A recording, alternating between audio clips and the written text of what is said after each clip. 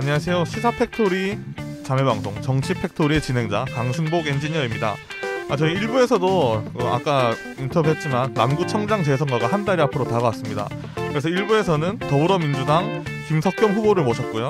2부에서는 시민공동행동의 단독 후보로 나선 김진석 후보를 만나도록 하겠습니다. 1부에서도 언급드렸지만 저희가 국민의힘 후보도 섭외 요청을 드렸지만 섭외 응하지 않아서 참 아쉽다는 점을 한 번 더 말씀드리고요. 태인 씨 말씀하시고 싶으신 게 있으신 것 같은데. 거기에 감정이 많이 느껴진다. 아니 근데 이게 어쩜 계속 안 나올 수가 있지. 심지어 우리 방송뿐만 아니라 타 방송에도 안 나온다는 건. 나올통이도 안 나왔잖아. 그러니까 한마디로 자기네들은 여기까지 그만해. 네, 저희가 그 모든 후보를 모시고 싶습니다. 그래서 저희 방송을 한 번에도 보시면은 나오셔서 허심탄회한 이야기 좀 해주셨으면 좋겠고요. 오늘 2부에 임하는 한마디씩 좀 해주시죠. 이야기 위원장님. 후보도 아닌데 내가 임하는 각오 같은 게 있어야 인터뷰에 되나요? 임하는 각오. 아니 1부 때하고 눈빛이 달라. 1부 때하고 사람을 보는 눈빛이 달라. 사람이 다르잖아요. 그래 알았어요. 태인 씨는 2부 어떻게 좀 진행하실 건가요? 저는 일단 아무래도 흔히 말하는 진보당에 대한 궁금한 게 좀 많아요. 그런데 지금의 청년들은 진보당에 대한 공감대가 많이 없거든요. 그렇죠. 그런 부분에서 한번 진보당 후보에게 다양한 얘기 들으면서 한번 진솔한 얘기를 좀 들어보고 싶어요. 변호사님. 저도 진보당에 대한 그 미안함과 아쉬움과 정말 진보당이 조금 현실성이 조금 더 있으면 좋겠다라는 그런 복합적인 마음을 가지고 있는데 오늘 그런 부분을 저희가 청취자를 대변해서 최대한 풀어보도록 하겠습니다. 네, 그러면 오늘 2부에서는 시민공동행동의 단독 후보로 나선 김진석 후보님을 만나서 인터뷰 진행하도록 하겠습니다. 그럼 2부 바로 들어가겠습니다.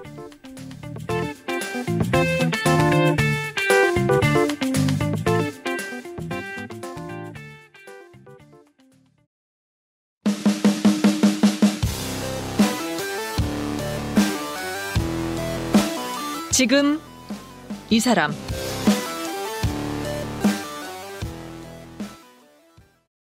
네, 저희 김진석 후보님 모셨고요. 간단하게 좀 자기소개 한번 부탁드리겠습니다. 예, 반갑습니다. 이번 남구청장 재선거에 예비후보로 등록한 진보당 김진석입니다. 지금 시당에서는 코로나19 민생회복위원장을 맡고 있고요. 그동안은 탈핵울산시민공동행동의 공동집행위원장을 쭉 맡아왔다 이제는 임기를 마쳤고요. 울산건강연대 집행위원 이런 활동을 하면서 지역사회에 늘 참여하고 있습니다. 제가 서두에도 좀 소개드렸는데 시민공동행동의 후보로 나오셨어요.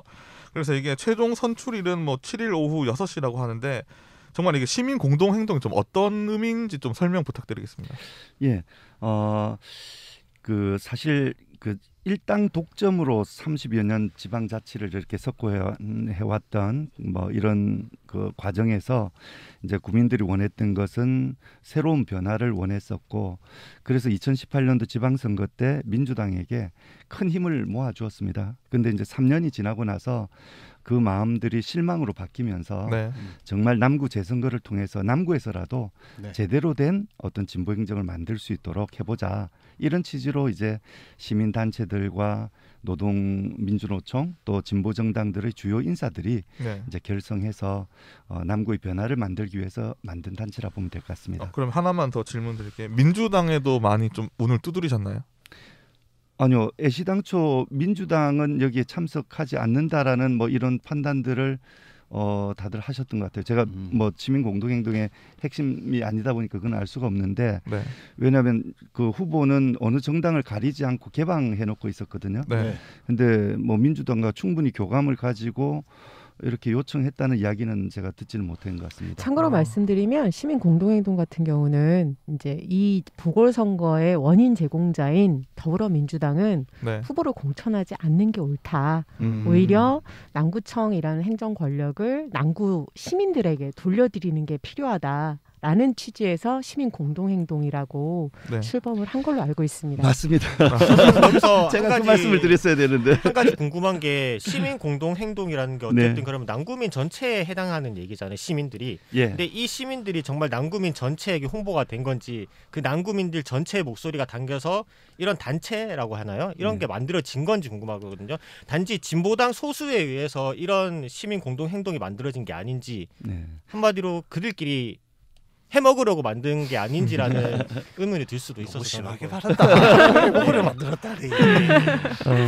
근데 사실은 이번에 물론 이제 모든 시민들이 다 참여해서 이제 만들어진 건 아니고요. 네. 네. 우선적으로 오랫동안 이제 시민사회 운동을 함께 해오고 울산의 어떤 진보적 개혁을 바랬던 이런 시민단체들과 진보정당 노동계에서 참여를 하고 그다음에 그런 취지에 동의하는 그 시민들의 참여를 요청했는데 현재로서는 1만여 명의 시민들이 참여하고 계셔서 아마 그동안 이런 어떤 시민들의 참여로 이끌어진 경험들 중에서는 상당히 많은 시민들이 좀 참여했다 이렇게 볼 수 있고요. 이제 이 과정이 향후에 좀 더 넓혀지고 시민들과 소통하면서 말씀하셨듯이 전체 주민들의 의견들이 대변될 수 있는 방향으로 가지 않을까 그런 기대를 하고 있는 겁니다. 네. 네.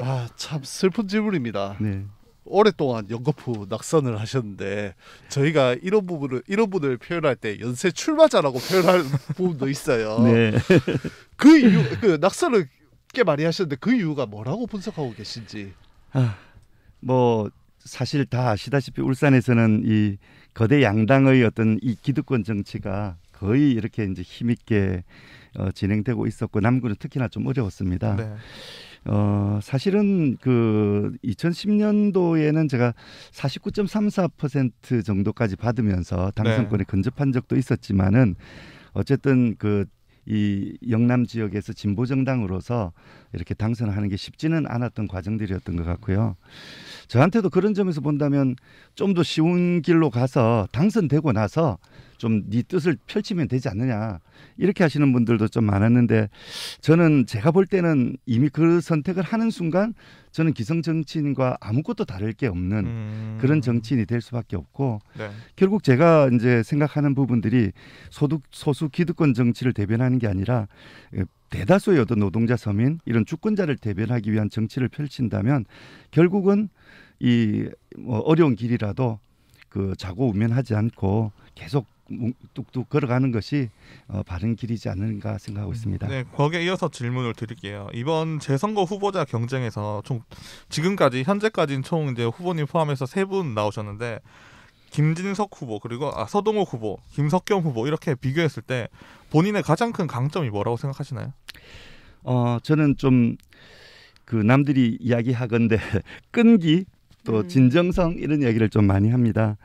그래서 늘 이제 노동자들이 자신의 그 현안을 가지고 투쟁을 하면 그 기간들이 뭐 수개월에서 수년까지 걸리는 경우들도 많거든요. 네. 그런 과정에 우리 남구의 다양한 노동자들과 함께 해왔고 또 제가 이제 영세 상인이다 보니까 우리 중소상인들의 아픔들이 특히 그 대형마트 들어오는 시점부터 시작해서 지금까지 거의 20여 년 동안 집중적으로 그 아픔들을 겪을 수 있는 경제 환경들이었었는데 그분들과 함께 대형마트 막기 위해서 SSM 막기 위한 이런 여러 가지 활동들을 하는 과정 역시도 아주 길고 긴 또 힘든 길들이었고 그런 속에서 이제 그분들과 함께 해오고 또 아까 서두에 말씀드렸듯이 환경운동이라든지 또 우리 건강 문제를 좀 해결해 나가기 위한 이런 노력들도 지속적으로 벌여나가면서 그런 마음들이 이번에 시민 공동행동이 만들어진 것도 어느 정도는 이런 이제 후보에 대한 그런 것들이 이해되지 않았을까. 또 다녀보면 또 많은 시민들이 또 그런 점을 좀 인정해줘서 이번에는 좀 그것을 강점으로 해서 한번 꼭 될 수 있을 것이다 이런 말씀 많이 해주십니다. 네, 이양희 위원장님 다음 질문. 네, 이미 이제 준비하시면서 각종 정책 기자회견이나 뭐 공약 발표 기자회견 하셔가지고 아시는 시민들도 많겠지만 그래도 이번 선거에서 핵심적으로 이것 꼭 공약 강조하고 있고 이것만 하고 싶다고 밝히신 게 있다면 몇 가지만 설명을 좀 해주시죠. 예, 지금 가장 핵심적으로는 이제 보수 양당의 정치, 저는 보수 양당이라고 이렇게 표현합니다. 정치를 주민들의 참여로 네. 확 뜯어 고치겠다는 것입니다. 그러니까 한마디로 남구를 대개조하겠다는 것입니다. 모든 부분에 있어서 주민이 주인 될 수 있는 그런 행정이 되도록 시스템을 개편하고 또 주민들이 참여하는 시민 공동정부를 운영해서 주민들이 주인답게 설 수 있는 그 생명과 안전, 민생 이런 분야에 대한 예산의 집중 순서를 두는 그런 진보 행정을 펼쳐 나갈 생각입니다. 그러면 거기서 가장 하나로 딱 나는 이거는 꼭 1년 내에 할 거다 하시고 싶은 게 뭔가 있으신가요? 사실 1년 동안 여러 가지를 할 수는 없을 것 같고요. 네. 사실 코로나19 방역으로 인해서 많은 분들이 참여하는 가운데서 곳곳에서 우리 서민들의 삶이 무너져 내리고 있습니다. 그래서 저는 이것을 그냥 중앙정부에만 맡기는 게 아니라 지방자치단체도 함께 책임져야 된다.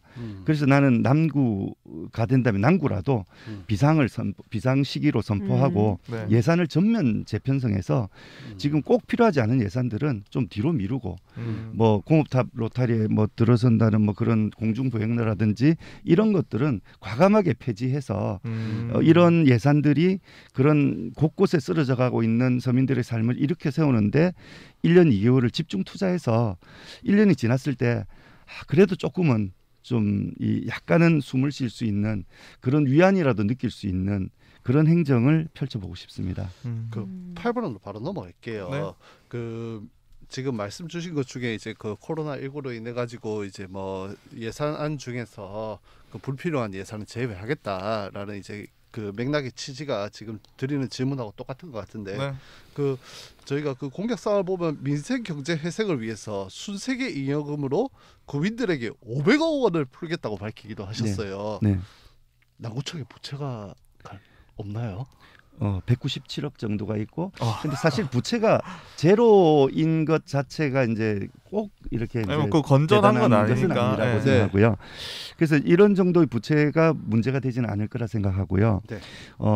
일단 지금 현재 더 중요한 것이 그 주민들의 어떤 아까 말씀드렸듯이 무너져 내린 삶을 좀 세워내는 것인데 네. 그 재원 마련 방안은 있으신 건가요? 그러니까 이제 예를 들자면 지금 순세계 잉여금이라는 게 결국은 이제 작년에 쓰다가 남은 예산이거든요. 네. 네. 남은 예산 중에 반납할 것 반납하고 또 계속적으로 들어가야 될 그런 이월금들은 또 제외하고 네. 순수하게 남은 돈 이것이 이제 순세계 잉여금이라고 하는데 이 돈이 평균 한 500억 이상이 512억인가 이 정도 되는데 울산 남구 기준으로. 남구 네. 기준으로요. 그래서 그 작년에는 특히나 이제 사업들을 많이 못했지 않습니까? 네네. 그래서 조금 더 있을 거라고 보고 있고 정확한 예산 아직 나와 있지 않습니다만은 그런 예산들이 그 내년에 재편성되기 전에 네. 우선 꼬리표가 달리기 전에 이 예산을 가지고 네. 500억 정도라고 보고 이제 우리 중소상인들이라든지 또는 이제 여러 가지 이제 뭐 임대료라든지 또 거기 이제 소상공인 에 고용되어 있던 노동자들 네. 또 대리 노동자들이라든지 이런 다양한 곳에서 독박 육아를 하고 있는 분들이라든지 남구청이 모든 걸 다 해결할 수는 없지만 네. 저희들이 할 수 있는 범위 내에서 최대한 이런 부분들을 해결해 나가기 위한 예산으로 쓰고자 하는 것입니다. 그러면 이제 현실적인 문제를 말씀을 안 드릴 수가 없는데 네. 예산을 집행을 하려면 결국 구의회 승인이 있어야 됩니다. 네. 구의회 의원들이나 이런 부분에 설득하는 작업을 어떻게 진행하실 건지요? 아마 제가 볼 때는 제일 유리하지 않을까. 그 7분의 그 국민의힘 의원들과 7분의 민주당 의원님들 그 중간에서 그 두 쪽 의원님들을 잘 설득할 수 있는 뭐 어떻게 그런 힘들이 보수 있을 양당에서 보수 양당에서 협조를 안 네. 해버리면은 이거는 말자 헛거가 돼버리는데. 저는 그 점에서 이제 그렇게 생각하지 않는 게 네. 그 의원님들도 이제 자기 정당 소속은 있지만 네. 기본적으로 이제 주민들을 위해서 이제 노력하시는 분들이기 때문에 네. 이 이제 그 사업의 타당성과 정당성이 있고 네. 또 여기에 대한 국민들의 어떤 동의나 그런 마음들이 모아진다면 정당 여부를 떠나서 나는 충분히 의원님들이 동의할 것이라고 생각합니다. 그리고 그런 과정들을 좀 강력하게 좀 소통하고 또 주민들의 의견을 모아나가는 그런 과정들을 빠르게 좀 펼쳐나갈 생각입니다. 네. 그 질문 듣다 답변 듣다 생각난 건데 아까 그 일부 김석현 후보께서는 스카이워크가 어느 정도 진행이 되었다고 이제 막 거의 시작하는 단계라고 했는데 그럼 그 사업 자체를 전면 백지화하는 건가요? 예, 저는 그 사업은 지금 현재 우리 남구청에서 할 사업이 아니라고 생각합니다. 그는 뭐 이후에 뭐 외국 사례에서도 스카이워크 같은 경우는 뭐 좀 좋은 사례로 꼽히는 경우도 있어서 그런 경우라면 울산시와 정부의 어떤 지원이라든지 이런 걸 통해서 합리적으로 좀 조정할 필요가 있고요. 그러면 그 급하게 세금을, 서두를 문제가 아니라는 그 거죠. 세금을 구민에게 전면 풀겠다. 예, 그렇죠. 거기에 쓰여질 예산들을 네. 국민들에게 풀 수 있도록 하겠다는 것이고요. 그걸 너무 한정적으로 그 우리 영세상인 중소상인들만 지원하는 문제뿐만이 아니라 그렇죠. 좀 다양한 복지의 영역이라든지 다양한 영역에서 좀 할 수 있도록 좀 만들어 보고자 하는 것입니다. 그 공약으로 구체적으로 좀 더 들어갈게요. 그 울산시 공공의료원 네. 추진하겠다 공약하시기도 했어요. 예, 예. 그 구체적으로 어떻게 계획하고 계신지 그 조금 더 질문을 드리면은 1년 임기잖아요. 네. 실현 가능성이 있는지. 그리고 이 부분은- 부지도 아까 전에 김석현 후보께서는 부지가 거의 사용이 다 됐다고 얘기를 해서 좀 부지도 약간 궁금하거든요. 예. 우선 그 1년이 중요한 게 공공의료원을 1년 안에 완공해서 이제 그 하자 이런 뜻은 그거는, 아니고요. 예. 그러니까 1년 동안 어떤 공공의료원을 어떤 방식으로 어디에 추진할 것인지가 대부분 결정되는 시기가 될 겁니다. 물론 그 과정에서 이제 뭐 예타 면제가 될 것인지 뭐 이런 중앙정부와의 협력 관계도 그 시점이 제일 중요한 시기가 될 것이어서 저는 그 점을 대단히 중요하게 생각하고 있고 네. 또 두 번째로는 지난 시기에 사실은 그 국립병원을 유치하기 위해서 많은 시민사회단체들이 노력을 해왔는데 사실은 지금 민주당 시장께서 그 결정 과정에서 이런 부분들이 잘 반영이 되지 못한 가운데 산재병원으로 이렇게 변화되는 과정들이 있어서 이번에야말로 좀 주민들의 의견이 반영되어서 참여가 되고 예를 들어 부지를 결정하는 과정에도 그런 어떤 주민들의 참여가 보장될 수 있도록 하는 이런 것들이 필요하다고 생각합니다. 그리고 한 가지만 덧붙이자면 부지를 선정함에 있어서 사실은 어떤 뭐 예산이 좀 적게 든다든지 좀 이런 행정 편의가 아니라 주민들이 얼마나 쉽게 접근할 수 있는 건지 이런 것이 가장 핵심이라고 생각하거든요. 그래서 비싼 부지라고 해서 배제되는 일은 없어야 된다고 생각합니다. 그런 점에서 그렇게 해야만 또 사실 공공병원이 공공의료원이 이제 소위 말하는 뭐 적자 시비 뭐 이런 것으로부터도 네. 상당히 좀 많은 이제 이런 그 활용들을 이룰 수 있을 것 같습니다. 그러면 후보자님이 생각하시는 지금 번뜩 떠올렸을 때 가장 접근이 그 남구에서 가장 접근이 쉬운 곳은 어디라고 생각하시나요?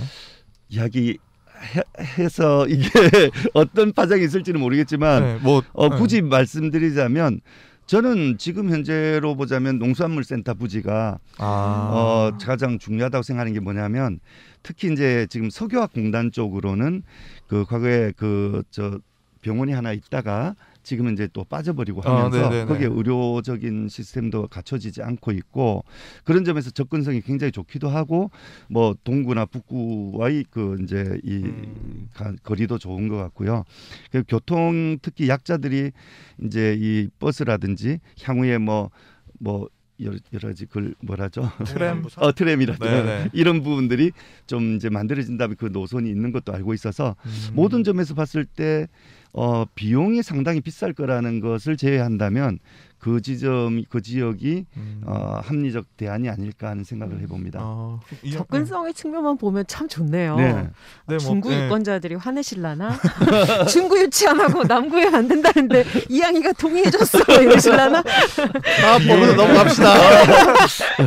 그래서 혹시 이럴까봐 제가 이양이 위원장님 너무 눈빛이 달랐어요. 어차피 후보자님의 개인 의견이니까 아직 정확하게 정해진 것도 없고요. 일단 저는 그 공공의료원 같은 경우는 시민들의 접근성과 편의성을 중심에 놓고 고민하는 게 가장 좋겠다는 생각이 들고요. 또 하나 이제 되게 중요한 문제가 사실 지금 산적한 과제는 너무 많긴 하지만 최근에 보면 정부 통계 지표에서 계속 울산에서 청년들이 떠나고 있고 가장 큰 이유는 실업률 때문이잖아요. 네. 구직 활동을 제대로 할 수가 없으니까 좋은 일자리가 없으니까 자꾸 떠나는데 남구청장으로서 이 문제를 좀 해결하기 위한 방안 고민하신 게 분명히 있을 것 같은데요. 네. 일단 가장 이제 아픈 거는 이제 청년들의 어떤 실업 문제가 그 실업 통계 중에서도 가장 그 가슴 아픈 대목이라고 생각하고요. 이런 문제에 좀 집중하기 위해서 저는 청년들에게 다양한 기회들을 줄 수 있는 그 장치들을 좀 만들어야 된다고 생각합니다. 지금 현재 운영되고 있는 청년들의 어떤 일자리를 위한 여러 가지 상담이나 지원센터들의 기능이 사실 많이 협소하고 부족합니다. 이런 부분들을 저는 과감하게 좀 더 예를 들자면 남구청의 그 구청장 직속으로 뭐 청년위원회라든지 뭐 청년 보좌관 제도가 없기 때문에 적절한 표현이 어떨지는 모르겠지만 청년실이라든지 이런 걸 두어서 근본적으로 청년들과 함께 이 문제를 풀어나가기 위한 노력들이 필요한 것 같고 일자리만 단순히 좀 놓고 보자면 지금 제가 좀 주목하고 있는 거는 지금 국가산단 지역에 국가산단 대개조 사업이 추진 중인데 민간의 참여가 너무 조저하다 보니까 이게 제대로 이루어지고 있지 못합니다. 이 부분이 좀 제대로 진행된다면 노후 산단을 유지 보수한다든지 이런 데 많은 일자리가 좀 열리게 되고 또 국가 산단을 업그레이드하는 과정 자체에서도 또 일자리들이 많이 열릴 거라 생각합니다. 그런 속에 이제 청년들의 일자리도 많이 생길 것 같고 또 하나는 좀 공공부문의 일자리인데 특히 이제 기후 위기 대응을 사실은 이제 지방자치단체는 그 뭐랄까 기후 위기에 가장 전면에서 나서는 그런 어떤 역할들을 해야 된다고 생각합니다. 그런 차원에서 이제 재생 가능 에너지 분야라든지 또 뭐 여러 가지 이제 물류나 그 유통에 있어서의 새로운 혁신 이런 과정들을 통해서 공공부문의 다양한 일자리가 기후위기 대응과 함께 연계되면서 만들어져 나갈 수 있지 않을까 하는 기대들을 좀 해봅니다. 우리 청년사학과 태일 그렇죠. 씨는 어떻게 생각하시는지. 네, 일단은 서울의 청년청이 그렇게 흥할 수 있었던 이유는 시장 직속으로 있었기 때문입니다. 그런 부분에서 우리 후보님께서 말씀하신 청년특보나 네. 이렇게 그러니까 구청장 바로 직속으로 청년위원회를 둔다는 것은 굉장히 이제 청년 문제에 대해서 시인성 있게 바라보고 계신다는 걸 느꼈고요. 청년 문제에서는 다른 후보 대비 조금 더 낫다는 생각이 저는 들었습니다. 청년 입장으로서요. 네, 좀 더 낫다는 생각이 들었고 무엇보다 지금 남구에도 이런 청년 정책 협의체가 만들어져 있습니다. 근데 그게 너무 지금 타 시도 그리고 타 광역 단체랑 비교해 보면 많이 부족한 게 사실이거든요. 우리 김민석 후보께서 남구청장이 되신다면 그 부분에 한 번 더 신경 써주시면 좋을 것 같다는 생각이 들었고요. 다음 질문 추가적으로 드리면은 이제 야음근린공원을 시민숲으로 조성해야 된다는 주장이 좀 현실적이지 않다는 의견이 있더라고요. 이에 대해서 혹시 어떻게 생각하시는지 청취자분들께 설명 한번 부탁드릴게요. 예, 주로 이제 예산 문제일 겁니다. 그 이제 딱 보면 지금 석유화공단과 삼산동은 조그마한 이런 야음근린공원이라는 것을 예를 들어서 없애버리면 바로 눈앞에 이제 공단의 굴뚝이 보이는 상황이거든요. 그렇죠. 그게 가려져 있을 뿐이지. 네.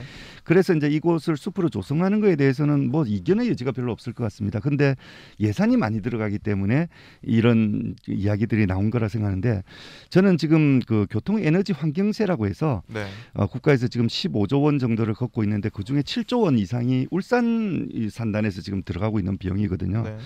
저는 그런 비용을 무작정 중앙으로 다 올려서 일반 예산으로 사용할 게 아니라 그중에 최소한의 일부라도 그 지역의 환경을 파괴하는 데 기여했던 그런 기업들이라면 그 기업들이 낸 세금의 일부를 그 지역의 어떤 환경을 완화시키거나 개선시키는데 쓰여지는 것이 맞겠다. 그래서 이제 10% 정도의 그 환경세의 10% 정도를 그 지역의 환경 파괴를 해결하는 데 해서 네. 지금 1차로는 야음근린공원의 부지는 2천억 원 정도, 3천억 원을 이야기하지만 새로운 부지 매입비까지 포함된 것이어서 실제로는 2천억 원 정도면 저는 가능할 거라고 보고 그런 점에서 본다면 뭐 10%가 7천억 정도라 보면 그것도 우선적으로는 법률을 개선하지 않더라도 1,000억 정도만 중앙정부에서 지원한다 하더라도 나머지 1,000억은 지방자치단체에서 뭐 10여 년에 걸쳐서 뭐 이렇게 이제 연차적으로 한다든지 하면 충분히 가능한 방법들이 있고요. 환경세의 일부가 이제 지역을 위해 쓰여진다면 저는 그 부분뿐만이 아니라 야암동 같은 경우는 지금 아예 그 이격거리도 없이 바로 공단과 마주한 지역들도 있거든요. 그렇죠. 그런 지역에 전반적으로 이제 이런 환경들을 개선하기 위한 여러 가지 이제 노력들, 녹지를 펼친다든지 또 주민들의 어떤 그거로 인한 피해들에 대한 뭐 문화적 보상이라든지 뭐 이런 것들을 좀 펼쳐 나가서 지방자치단체의 역할이 그런 쪽으로 좀 집중될 수 있도록 해야 될 것 같습니다. 네, 연결해서 한 가지만 더 좀 여쭤볼게요. 사실 장생포 고래박물관, 고래생태체험관 전국적으로 되게 유명한데 더 크게 유명한 건 고래무덤이라는 오명입니다. 그렇죠. 네. 우리 고래 생태관에만 오면 고래들이 다 죽어. 어쩔 수 돌고래 없는. 폐사가 지금 한두 건이 아닌데 예, 이 사안 어떻게 생각하세요? 당연하죠. 돌고래는 하루에 수백 킬로를 유영합니다. 네. 하루에도. 근데 이 돌고래를 거기에 가둬놓고 있으니까 사람으로 치면 평생을 침대 위에서만 지내는 거하고 똑같은 결론이거든요. 도대체 살 수가 없는 그런 환경들에 이제 돌고래를 가둬놓은 건데 저는 이 돌고래들이 바다로 가야 된다고 생각합니다.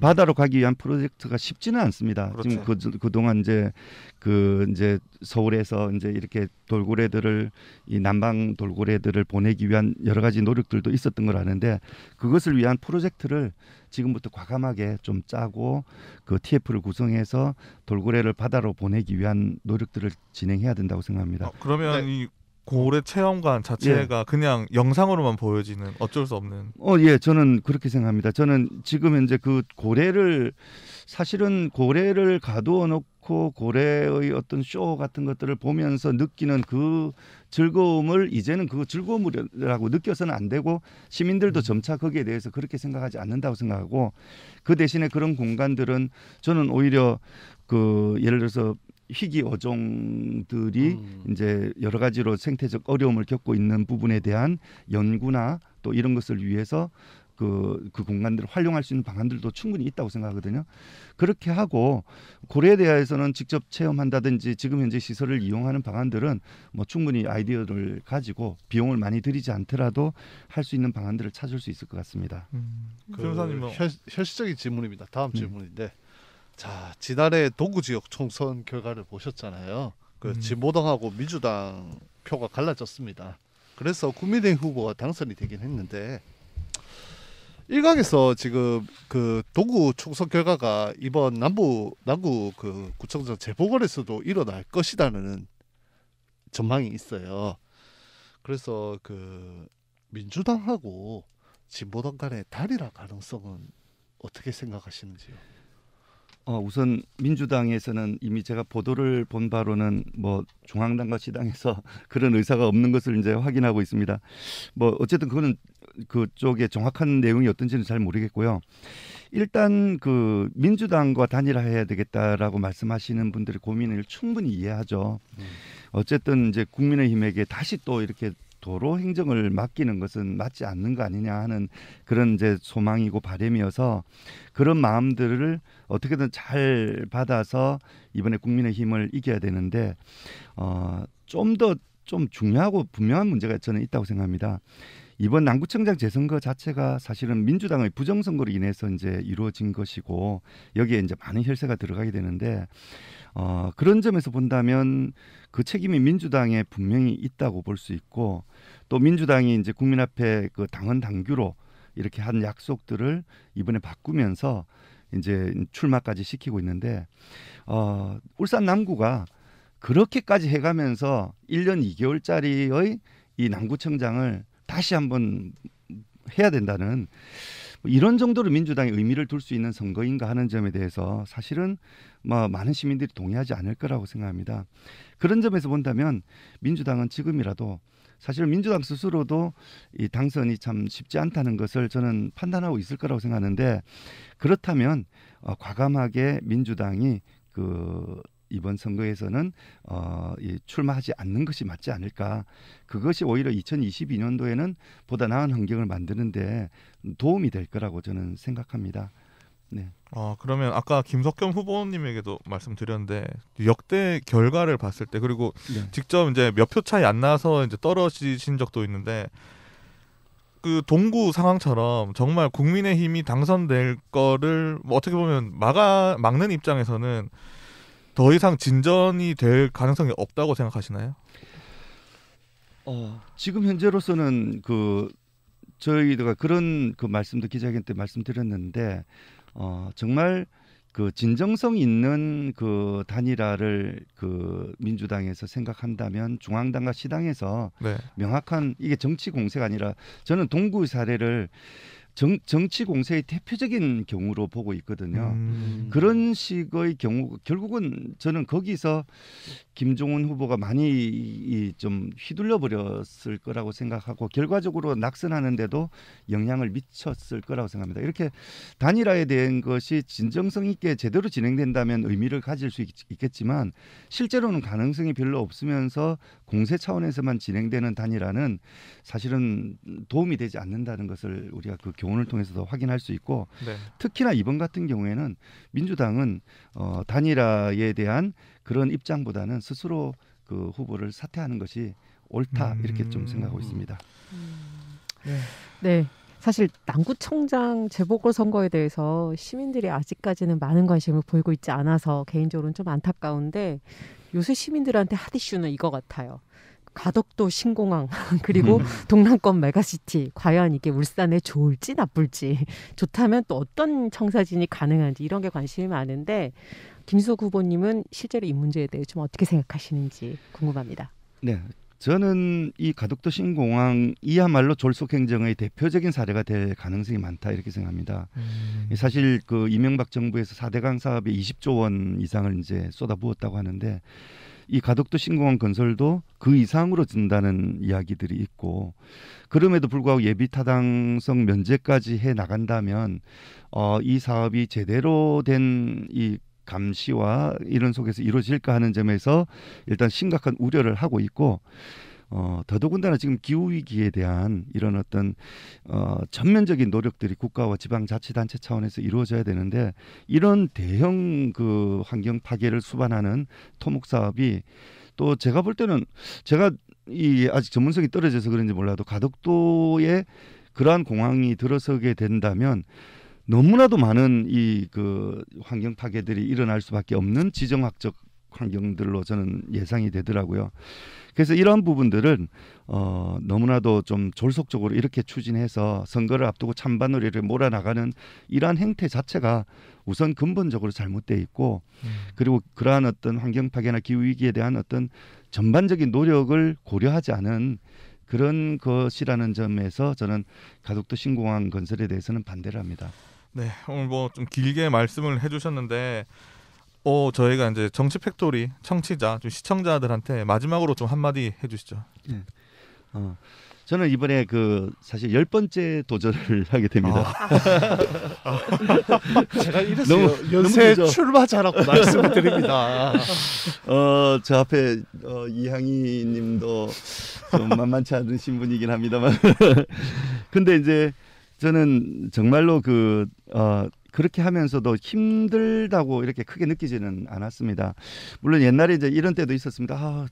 참 열심히 출마하고 나가보면 인기도 좋은 것 같은데 왜 이래 당선이 안 될까 하면서 고민할 때 이제 다른 지역에 우리 이제 진보정당의 노력을 하는 분들을 보니까 그 후보들을 보니까 정말 저보다도 훨씬 훌륭하고 정말 뛰어난 이런 분들이 겨우 3% 5% 받으면서도 정말 굴하지 않고 진보정당의 가치, 시민들의 어떤 삶을 지키기 위한 노력들을 펼쳐나가는 모습을 보면서 나는 무려 15%나 보통 일반적으로 넘고 뭐 당선이 어쩌다가 될 뻔도 하기도 하고 이런 사람이 무슨 지금 그런 낙담을 하느냐.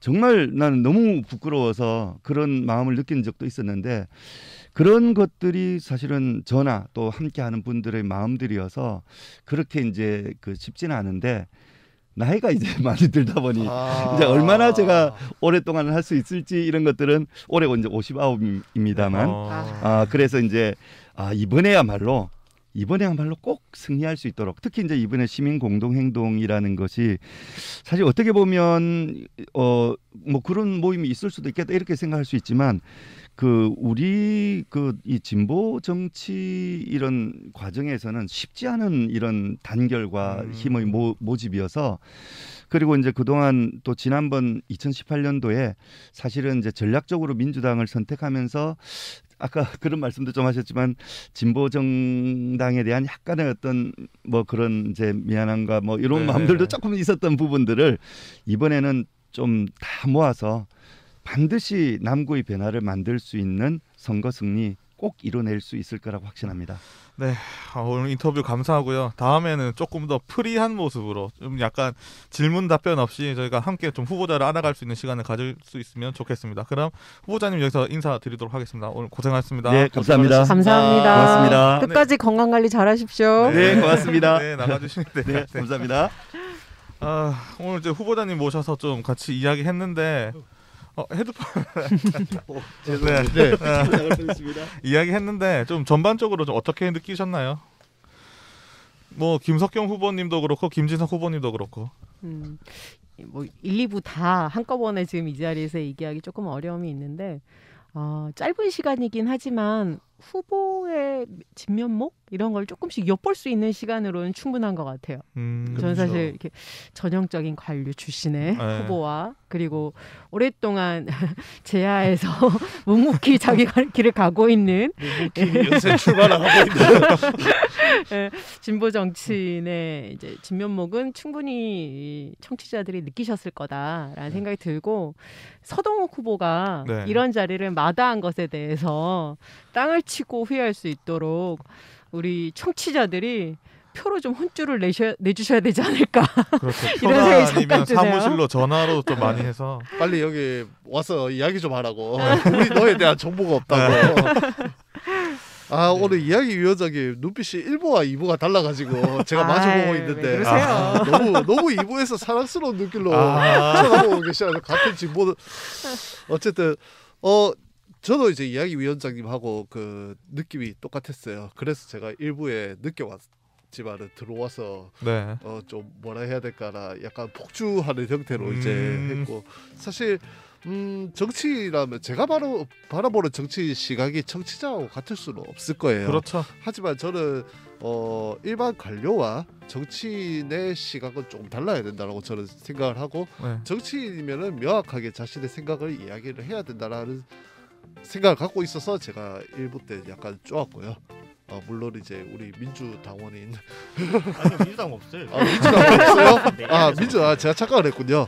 어쨌든 이제 그 뭐고 제가 연쇄 출마자라고 표현을 하지만은 그거는 뭐 비하하기 위한 의미가 아니고 물론 이제 좀 약간 이제 즐겁게 이야기하려고 하는 말이고 사실 그 이때까지 그 10번의 선거를 10번. 나오면서 주장했던 그 내용에 대해서 저도 검색을 많이 하고 그 주장이 일리가 있다라고 저도 이제 받아들이고 있어요. 그만큼의 고생도 한 걸 많이 알고 있고 그렇기 때문에 이번에는 그 각 후보님들 좋은 결과가 있었으면 좋겠습니다. 네, 민주 시민을 꿈꾸는 이태인 씨 오늘 어떻게 보셨나요? 일단은 뭐 앞서 말씀해 주셨던 대로 정말 각 분야의 전문가, 행정 분야 전문가, 현장의 전문가 이렇게 두 분을 모시고 다양한 얘기를 들을 수 있어 좋긴 좋았는데 아무래도 나서는 자리가 자리인 만큼 조금 더 내밀한 이야기는 못 들어본 것 같아요. 조금 더 깊이 있는 얘기는 그렇죠. 잘 못 들은 것 같아서 그냥 어디서도 들을 수 있는 사실 우리가 욕심이 가했어. 질문지가 13개였는데 그렇긴 하죠. 6개로 줄였어도 괜찮았을 것 같아. 좀 더 심도 있는 얘기를 나눠봤으면 어땠을까라는 생각이 들었지만 일단은 두 분 나오셔서 해주신 말씀들에 대한 대부분 코멘트는 역시 그냥 각 분야의 전문가들답게 답변을 해주셨고요. 네. 그 외에는 솔직히 저는 청년에 대한 공감대를 조금 더 들어보고 싶긴 했거든요. 좀, 그게 질문이 없었어도 너무 아쉬웠어요. 두 분 다 크게 말씀을 못 해주셔가지고. 네네 뭐 청년과 여성 물론 노동과 환경에 대해서는 어느 정도 얘기는 해주셨지만 장기적으로 봤을 때 가장 문제되는 거는 청년 실업률 특히 뭐 질문에도 있었지만은 고용 동향을 보면은 청년 실업률이 IMF 이후 최고치입니다 지금 현재 그런 부분에 대해서 공감대를 조금 더 가지고 계셨으면 좋겠다라는 생각이 들었고요. 사실 청년 실업률 하면은 너무 안타까운 현실입니다. 솔직히 말하면. 네, 이게 참 나오시는 구청장 후보님들도 저희 방송을 한 번 더 들어주시고 청년, 여성 어떻게 보면 사회 약자들인데 그분들 좀 한 번 더 보듬어줬으면 좋겠고요. 그런 정책을 좀 뭐 아까 김진성 후보께서는 말씀하셨지만 그런 정책을 좀 널리 퍼뜨리고 먼저 실천할 수 있는 그런 남구청장이 되셨으면 좋겠습니다. 그리고 좀 한 번 더 말씀드리지만 서동욱 후보님도 언젠간 나오셔서 저희와 함께 얘기할 수 있는 시간을 가졌으면 이제 좋겠고요. 한 달도 이제 한 달 남았어. 네. 어. 사전 투표 전에라도 오셔서 저희랑 좀 깊은 이야기 나눴으면 좋겠고요. 저희가 원래 다음 주에 뵙도록 얘기를 드리지만 오늘은 조떼꾸알이라고 혹시 아시나요? 좋아요, 댓글, 알림, 구독 알림. 구독 알림 설정. 혹시 네. 처음 아니야 알았는데 근데 이거 지금 발음이 좀 이상했어. 이거 원래 약간 이게 같이 노리는 거예요. 밖에서 조떼꾸알. 밖에서 김PD가 이걸 계속 시키는데. 이게 본인은 몰랐던 용어거든. 그 신기해. 이게 우리 신기한 이러가자. 거구나. 좋아요, 댓글, 구독. 그냥 우리 좋아요, 댓글, 구독, 알림. 네, 그러면 저 약간 풀어서 응. 외침으로써 오늘 방송 마무리하도록 하겠습니다. 좋아요, 그리고 댓글, 구독, 알림 꼭 설정 좀 해주세요. 꼭 해주세요. 오늘 방송 마치도록 하겠습니다. 감사합니다.